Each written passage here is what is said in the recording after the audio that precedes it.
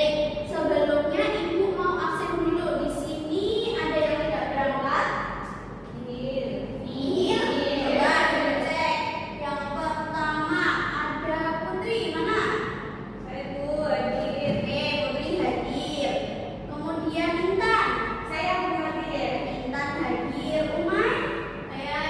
Umay hadir. Ya? Saya Bu. Iya hadir. Oke. Hadir semua ya, jadinya nihil. Baik. Sebelum kita mulai pembelajaran hari ini, Ibu mau tanya dulu siapa yang masih ingat sebelumnya kita sudah belajar tentang apa? Usaha. Usaha dan daya. Usaha apa itu usaha? Gaya yang dibutuhkan untuk memindahkan suatu benda. Betul. Ada lagi? Jawabannya sama? Betul? Sama. Betul. Usaha itu adalah energi yang dibutuhkan untuk memindahkan suatu benda pada jarak tertentu. Kemudian kalau daya, Daya itu energi yang dibutuhkan dalam satuan per detiknya itu. oke. Daya itu adalah usaha ya, usaha yang dilakukan setiap satuan waktu atau per detik seperti itu. Oke, berarti masih ingat semua. Sekarang aku mau tanya lagi.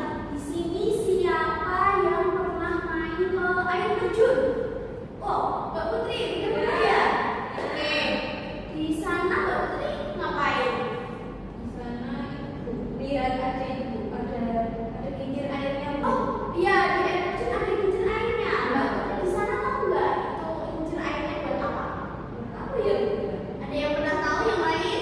Buat ini nggak sih? Kayak ada kabel-kabelnya gitu kok. Bu. Oh, ada kabel-kabelnya. Berarti mungkin bisa buat untuk menghasilkan listrik ya? Ya. Oke, seperti itu. Ya, bagus. Jadi sudah ada yang pernah main ke air terjun. Oke, sekarang hari ini kita akan mempelajari materi baru yaitu tentang energi. Nah, untuk hari ini tujuan pembelajaran pada hari ini yang pertama yaitu kalian dapat memahami apa itu energi, kemudian mengetahui bentuk-bentuk energi dan perubahannya, dan memahami mengenai energi kinetik dan energi potensial. Oke, selanjutnya Ibu mau kirim sesuatu di grup WhatsApp kelas. Ibu sudah mengirimkan link artikel. Silahkan kalian baca artikel yang sudah Ibu kirim. Baca dulu, nanti kita akan membahas tentang artikel tersebut. Ya, Bu. Sudah? Oke. Kalau sudah, sekarang Ibu mau kalian membuat beberapa pertanyaan dari artikel yang sudah kalian baca. Ada yang mau bertanya? Ada yang mau memberikan pertanyaan mengenai artikel tersebut? Saya Bu. Apa? Itu kan tadi bacaannya tentang air terjun ya. Iya. Kan listrik. Nah, saya ingin bertanya gini. Kok bisa ya air terjun itu bisa menghasilkan listrik? Oh, kok bisa air terjun itu menghasilkan listrik? Ya. Oke, kita buat dengan bahasa yang lebih baik ya. Oke, apa bentuk? Kalau berarti kan kalau menghasilkan listrik berarti kan dia punya apa yang namanya energi. Berarti apa bentuk energi yang terlibat dan bagaimana itu dari air terjun menjadi listrik? Berarti adanya perubahan. Bagaimana perubahannya?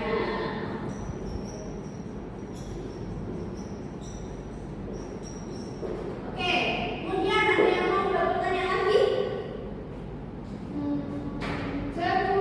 Ya, apanya? Tapi kan kalau dilihat itu kan menghasilkan energi listrik. Ya. Kan pastinya berbeda-beda gitu ya.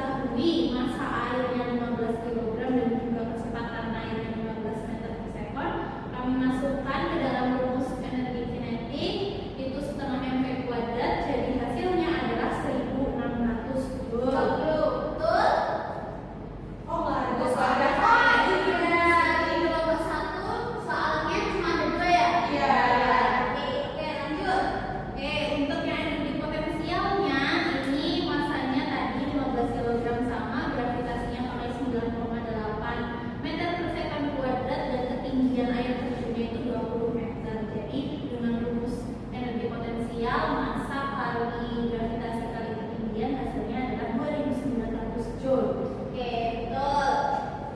Sudah paham apa yang ditanyakan? Sudah. Oke, jadi gitu ya, energi kinetik rumusnya apa? Setengah mv kuadrat. Kalau energi potensial, m kali v kuadrat. Oke, betul. Silakan beri tepuk tangan dulu untuk kelompok 2.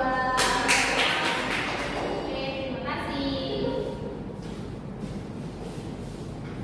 Baik,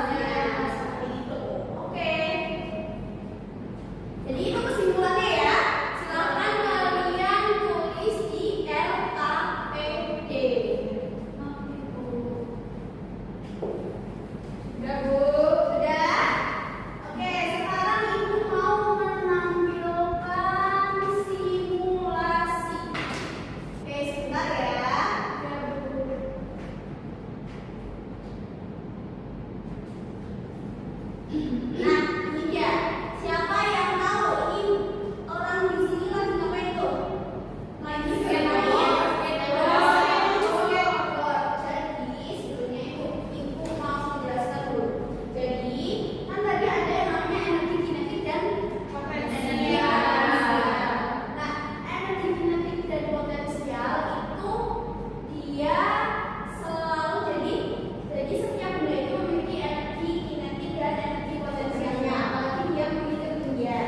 Nah, sekarang ibu mau menjelaskan tentang energi mekanik.